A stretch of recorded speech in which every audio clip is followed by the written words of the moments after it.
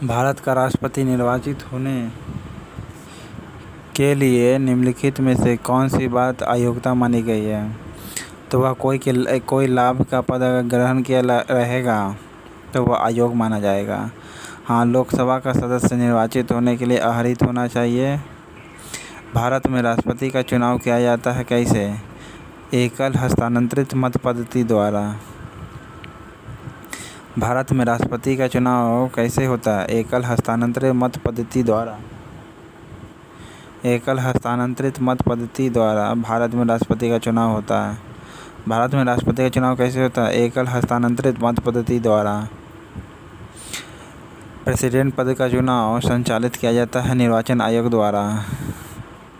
भारत में किसके चुनाव में आनुपातिक प्रतिनिधित्व चुनाव प्रणाली अपनाई जाती है? तो प्रेसिडेंट में। ठीक है, आनुपातिक रिप्रेजेंटेटिव, ठीक है, प्रोपोर्शनल रिप्रेजेंटेटिव चुनाव प्रणाली अपनाई जाती है कहाँ? राष्ट्रपति में, प्रेसिडेंट में। ठीक है, आनुपातिक प्रतिनिधित्व चुनाव प्रणाली कहाँ अपनाई जाती है? राष्ट्रपति में। अनुपातिक प्रतिनिधित्व चुनाव प्रणाली कहाँ अपनाई जाती है? राष्ट्रपति में। अनुपातिक प्रतिनिधित्व चुनाव प्रणाली कहाँ अपनाई जाती है? राष्ट्रपति में। अनुपातिक प्रतिनिधित्व चुनाव प्रणाली कहाँ अपनाई जाती है? राष्ट्रपति में। चुनाव संबंधी मामले किसके पास भेजे जाते हैं? सुप्रीम कोर्ट के पास। चुनाव संबंधी राष्ट्रपति के किसके पास भेजे जाते हैं? सुप्रीम कोर्ट के पास। किस अनुच्छेद के तहत राष्ट्रपति तथा उपराष्ट्रपति के निर्वाचन से संबंधित विवाद होने का निर्णय उच्चतम न्यायालय द्वारा प्रावधान किया गया है? तो आर्टिकल 71 के द्वारा या फिर 69 के द्वारा या फिर 71 के द्वारा। 71 के द्वारा अगर प्रेसिडेंट या वाइस प्रेसिडेंट का निर्वाचन संबंधी कोई विवाद होता है तो निर्णय उच्चतम न्यायालय द्वारा करने का प्रावधान आर्टिकल 71 में है। आर्टिकल 71 में है। अगर प्रेसिडेंट और वाइस प्रेसिडेंट का अगर निर्वाचन संबंधी कोई विवाद होता है, ठीक है, डिस्प्यूटेड अगर ओरिएंट होता है तो उसको इलाज का प्रावधान कहाँ है? आर्टिकल 71 में है। ठीक है, आर्टिकल 71 में है। जबकि चुनाव राष्ट्रपति के चुनाव संबंधी 54 में है। ठीक है, और 71 में क्या है? विवाद संबंधी इलाज करना है। प्रेसिडेंट एंड वाइस प्रेसिडेंट का चुनाव जो सुप्रीम कोर्ट में जाएगा। राष्ट्रपति पद के उम्मीदवारों को चुनाव प्रचार हेतु कितनी सप्ताह दिया जाता है? 2 सप्ताह दिया जाता है। राष्ट्रपति पद के उम्मीदवारों को चुनाव प्रचार हेतु कितना समय दिया जाता है? 2 सप्ताह दिया जाता है। भारत के राष्ट्रपति का चुनाव कितने वर्षों के लिए होता है? 5 वर्षों के लिए। किस अनुच्छेद के तहत राष्ट्रपति अपने पद ग्रहण करने की तिथि से 5 वर्ष की अवधि तक अपने पद पर बने रहेंगे? तो 5 वर्ष तक अपनी पद से बने रहेंगे। तो आर्टिकल की 57 बोलता है या फिर 58 या 54, तो बी बोलता है। ठीक है, आर्टिकल 56 बोलता है कि 5 वर्ष तक अपने पद पर बना रहेगा। प्रेसिडेंट अपने पद पर कितने वर्ष तक बना रहेगा? 56 ईयर्स। आर्टिकल 56 के अंतर्गत में 5 वर्षों तक 5 वर्षों तक बना रहेगा।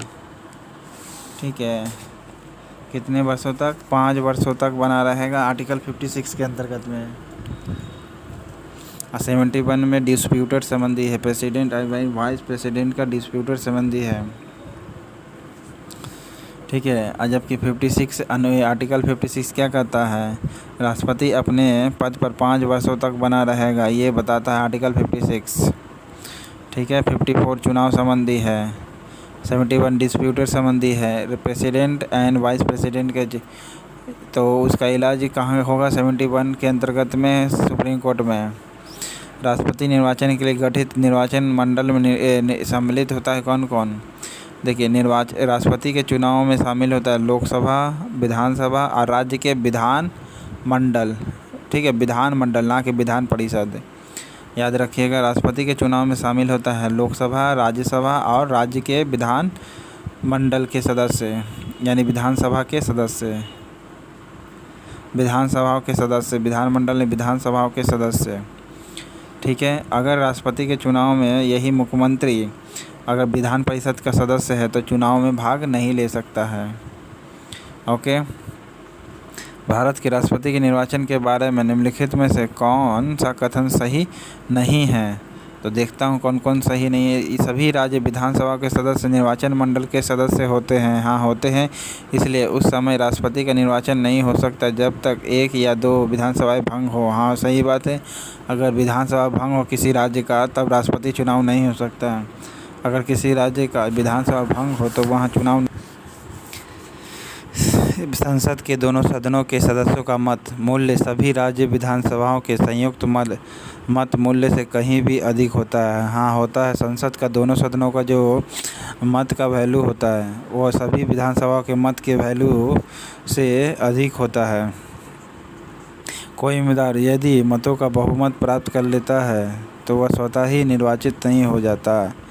राष्ट्रपति के निर्वाचन के संबंध में यदि कोई विवाद हो तो वह सर्वोच्च न्यायालय के क्षेत्राधिकार में आता है, जबकि इसमें नहीं दिया हुआ है। तो आंसर कौन होगा? सही नहीं है, डी। ठीक है। लेकिन कोई उम्मीदवार यदि बहुमत प्राप्त कर लेता है तो वह स्वतः ही निर्वाचित नहीं हो जाता। सही बात है, वह स्वतः नहीं होता है निर्वाचित अगर बहुमत प्राप्त कर लेता है तो। ठीक है। कोई उम्मीदवार यदि मतों का बहुमत प्राप्त कर लेता है तो वह स्वतः ही निर्वाचित नहीं हो जाता, नहीं होता है, बल्कि इलेक्शन होता है, निर्वाचन होता है। ओके। निर्वाचित बहुमत प्राप्त कर ले तो निर्वाचित नहीं होगा, बल्कि निर्वाचन पहले होगा तब वह निर्वाचित होगा। ओके। भारत के राष्ट्रपति को उसके पद से हटाया जा सकता है कैसे? संसद द्वारा। भारत के राष्ट्रपति को हटाया जा सकता है कैसे? संसद द्वारा। भारत के राष्ट्रपति को पद से हटाने की प्रक्रिया क्या है? संसद द्वारा महाभियोग 61 आर्टिकल 61 के अंतर्गत में प्रेसिडेंट को हटा सकते हैं संसद द्वारा इम्पीचमेंट लगा करके। ठीक है।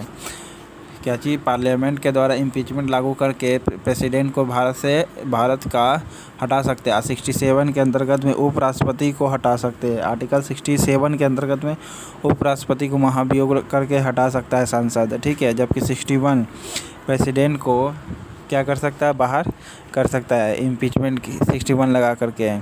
राष्ट्रपति पर महाभियोग का आरोप संसद के किस सदन द्वारा लगाया जाता है? तो ये किसी भी सदन द्वारा लगाया जा सकता है।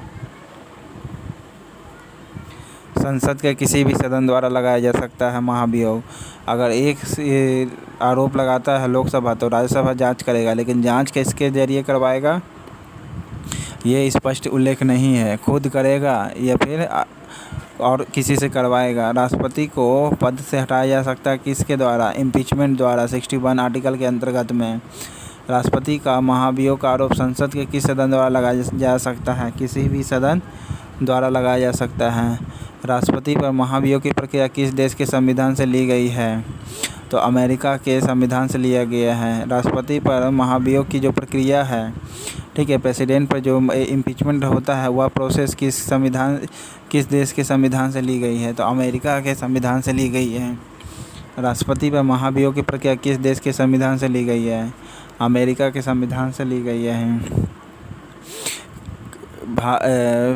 भारतीय राष्ट्रपति को किस परिस्थिति में अपने पद से त्यागपत्र देना पड़ता है? महाभियोग लगने पर। ठीक है। महाभियोग लगने पर क्या होता है? उसको अपने पद से त्यागपत्र देना पड़ता है। कार्यकाल पूर्ण होने पर पहले भारत के राष्ट्रपति को उनके पद से कौन हटा सकता है? सिर्फ सांसद हटा सकता है महाभियोग द्वारा। नेक्स्ट, राष्ट्रपति पर महाभियोग का आरोप एक संकल्प के रूप में संसद के किसी भी सदन में लाया जा सकता है। यह कम से कम कितने दिन की लिखित सूचना के बाद प्रस्तुत किया जाना चाहिए?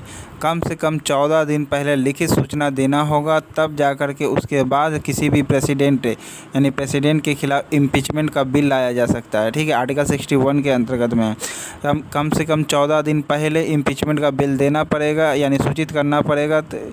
ओके। राष्ट्रपति को तब जाकर के प्रेसिडेंट के विरोध क्या करेंगे? इम्पीचमेंट का बिल लाएंगे। आर्टिकल 61 के अंतर्गत में राष्ट्रपति के विरुद्ध महाभियोग का आरोप लगाकर उसे हटाने का प्रस्ताव पारित होना चाहिए किसके द्वारा? राज्यसभा द्वारा 2/3 बहुमत द्वारा, लोकसभा द्वारा 2/3 बहुमत द्वारा, लोकसभा या राज्यसभा के सभापति के निर्णायक मत से या संसद के जांच करने वाले सदन के 2/3 बहुमत से। तो संसद के जांच करने वाले 2/3 बहुमत से किया जाना चाहिए।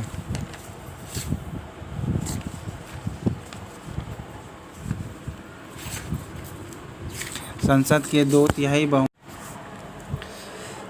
के जांच करने वाले सदन के 2/3 बहुमत द्वारा राष्ट्रपति के विरुद्ध महाभियोग का आरोप लगाकर उसे हटाने का प्रस्ताव पारित होना चाहिए। राष्ट्रपति के विरुद्ध इम्पीचमेंट का आरोप लगाकर उसे हटाने का प्रस्ताव पारित होना चाहिए। कैसे? संसद के जांच करने वाले जो सदन होते हैं उसके 2/3 बहुमत होना चाहिए। संसद के जो जांच करने वाले सदन होते हैं उसके 2/3 बहुमत होना चाहिए, तब जाकर के राष्ट्रपति को महाभियोग द्वारा हटाया जा सकता है। संसद के जांच करने वाले जो सदन होते हैं उसके 2/3 बहुमत द्वारा प्रेसिडेंट को हटाने का प्रावधान है आर्टिकल 61 के अंतर्गत में। भारत के राष्ट्रपति को कार्य अवधि की समाप्ति के पूर्व भी पद से हटाया जा सकता है इम्पीचमेंट द्वारा आर्टिकल 61 के अंतर्गत में। किसी व्यक्ति के राष्ट्रपति के रूप में चुनाव को अवैध घोषित किए जाने की स्थिति में उसके द्वारा अपना चुनाव अवैध घोषित किए जाने के पूर्व के कृत्यों की क्या संवैधानिक होनी चाहिए? यह कृत्य अविधिमान्य होंगे या कृत्य विधिमान्य होंगे, उन कृत्यों की पुष्टि उसके उत्तराधिकारी द्वारा की जानी चाहिए। देखिए, कह रहा है किसी व्यक्ति के राष्ट्रपति का चुनाव, ठीक है, को अवैध घोषित किए जाना, प्रेसिडेंट के चुनाव को अवैध घोषित किए जाने की स्थिति में उसके द्वारा चुनाव अवैध घोषित किए जाने के पूर्व के जो कृत्य है कि क्या संवैधानिक होगी, तो यह कृत्य विधि मान्य होगा। According to law it is a right on the way इस प्रोसेस, ओके, लीगली। किसी व्यक्ति के राष्ट्रपति के रूप में चुनाव को अवैध घोषित किए जाने की स्थिति में उसके द्वारा अपना चुनाव अवैध घोषित किए जाने के पूर्व के कृत्य की क्या संवैधानिकता होगी, तो वह कृत्य विधिमान्य योग होगा। अगर कोई प्रेसिडेंट का जो चुनाव हुआ उसे इलीगल घोषित किया जाता है तो वो वाला स्थिति उसके द्वारा जो चुनाव होगा वो अवैध घोषित कर दिया जाएगा, ठीक है। तो वो अवैध घोषित किसके द्वारा होगा? जो पूर्व कृत्यों की क्या संवैधानिकता होगी, यह कृत्य विधि मानने के अनुसार सही माना जाएगा, ओके। भारत के राष्ट्रपति को महाभियोग द्वारा हटाया जा सकता है, किंतु महाभियोग की प्रक्रिया दोषपूर्ण रहकर आलोचना की जाती है। यह दोष से क्या? भारत के राष्ट्रपति का महाभियोग द्वारा हटाया जा सकता है, किंतु महाभियोग की प्रक्रिया को दोषपूर्ण कहकर आलोचना की जाती है, ठीक है। महाभियोग का जो प्रक्रिया है उसको क्या किया जाता है? आलोचना की जाती है, क्रिटिसाइज किया जाता है। तो वह प्रक्रिया में कौन सा दोष नहीं है, तो पहले देखते हैं कौन कौन है। राष्ट्रपति का निर्वाचन में राज्य विधानसभा के सदस्य भाग लेते हैं, सही बात है, किंतु महाभियोग प्रक्रिया में उन्हें किसी प्रकार का अवसर नहीं मिलता है। ये सही बात है कि विधानसभा के सदस्य भाग नहीं लेते हैं महाभियोग में, इम्पीचमेंट में, ओके। महाभियोग में व्यवस्था है कि संसद का एक सदन आरोप लगाएगा और दूसरा सदन आरोप की जांच करेगा, सही बात है। इसमें पर यह स्पष्ट नहीं है कि कौन सा सदन जांच करेगा और किसी या खुद से जांच करेगा और या दूसरे से करवाएगा। महाभियोग में यह व्यवस्था है कि एक सदन क्या करे? आरोप लगाएगा, तो दूसरा क्या करेगा? जांच करेगा, ठीक है। लेकिन इसमें जांच खुद से करेगा या करवाएगा, ये बताया स्पष्ट नहीं गया है।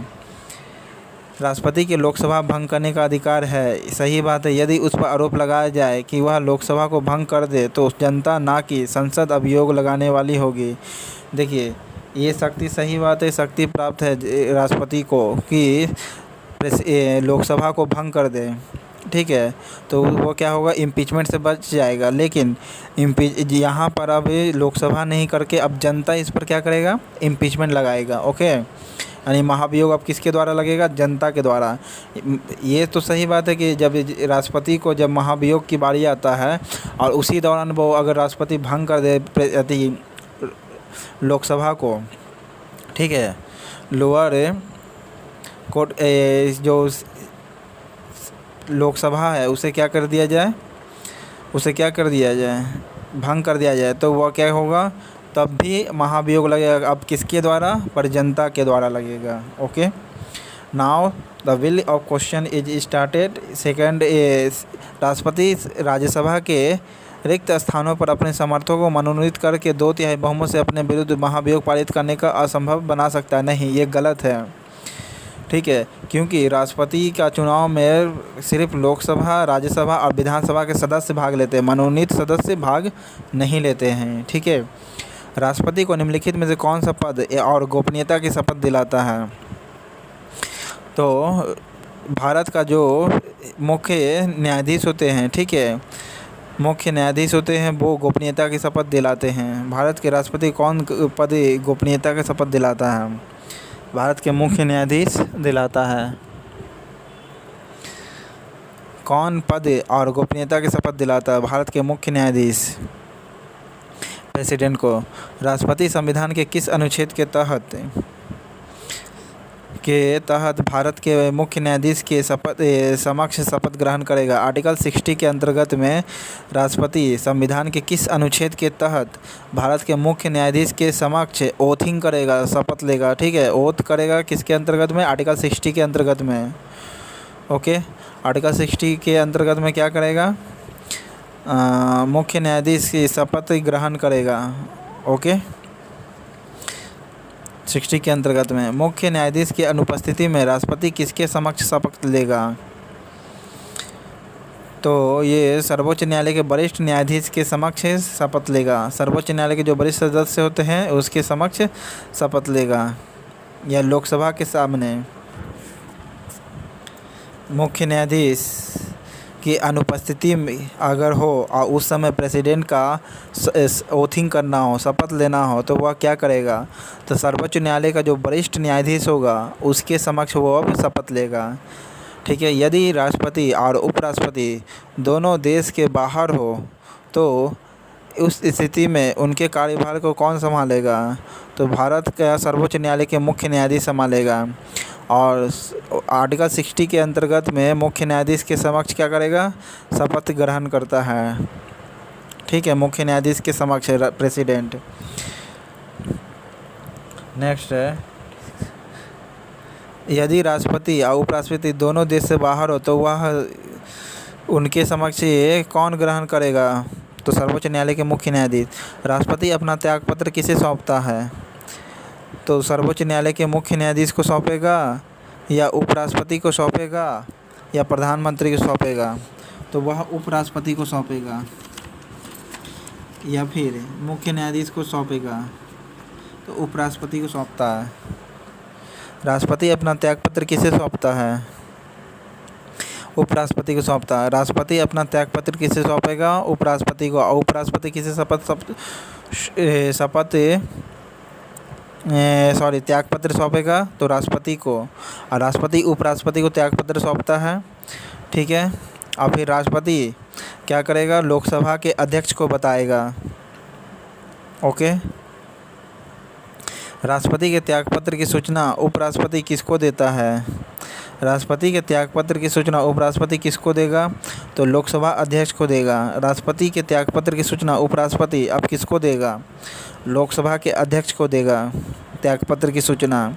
एक ही समय में यदि राष्ट्रपति और उपराष्ट्रपति दोनों का पद खाली हो जाए तो राष्ट्रपति का जो कार्य है उसका निर्वहन कौन करेगा? भारत के मुख्य न्यायाधीश करेगा। ठीक है, भारत के मुख्य न्यायाधीश करेगा। अगर राष्ट्रपति और उपराष्ट्रपति दोनों पद खाली है तो उस समय पद कौन संभालेगा राष्ट्रपति का? तो भारत के मुख्य न्यायाधीश। ओके, यदि मृत्यु, त्यागपत्र अथवा हटाए जाने की स्थिति में भारत के राष्ट्रपति का पद रिक्त हो जाए तो उस पद का कार्यभार कौन संभालेगा? तो उपराष्ट्रपति ही संभालता है। मृत्यु, त्यागपत्र या हटाए जाने की स्थिति में राष्ट्रपति को कौन रिक्त पद से उस पद का कार्यभार कौन संभालेगा? तो उपराष्ट्रपति संभालेगा। राष्ट्रपति का रिक्त स्थान भर लिया जाना चाहिए कब? 6 महीना के अंदर। राष्ट्रपति का रिक्त स्थान भर लिया जाना चाहिए कितने अंदर? तो 6 महीने के अंदर में। निम्नलिखित में से कौन से राष्ट्रपति पूर्व में केंद्रीय गृह मंत्री? देखिए, राष्ट्रपति का रिक्त स्थान भर लिया जाता है 6 महीने के अंदर, जबकि उपराष्ट्रपति को को 60 दिन के अंदर भरना होता है रिक्त स्थान।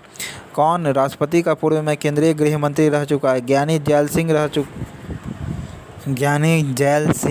रह चुका है। भारत के निर्वाचित होने वाले राष्ट्रपति पूर्व में कौन उपराष्ट्रपति नहीं था? तो कौन नहीं था दोस्तों? तो ज्ञानी जैल सिंह जो था गृह मंत्री था, तो उपराष्ट्रपति नहीं था। हाँ, ज्ञानी जैल सिंह पहले क्या थे? गृह मंत्री थे, फिर उसके बाद क्या बने? राष्ट्रपति बने ज्ञानी जैल सिंह। ये पंजाब के मुख्यमंत्री भी रह चुके हैं दोस्तों, ठीक है।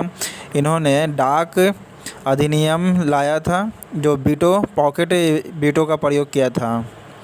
ओके, पॉकेट वीटो मतलब चुप हो जाए तो पॉकेट वीटो कहलाता है। अगर कोई भी निर्णय नहीं सुनाता है राष्ट्रपति, तो वो कौन सा वीटो कहलाएगा? पॉकेट वीटो कहलाएगा, ठीक है।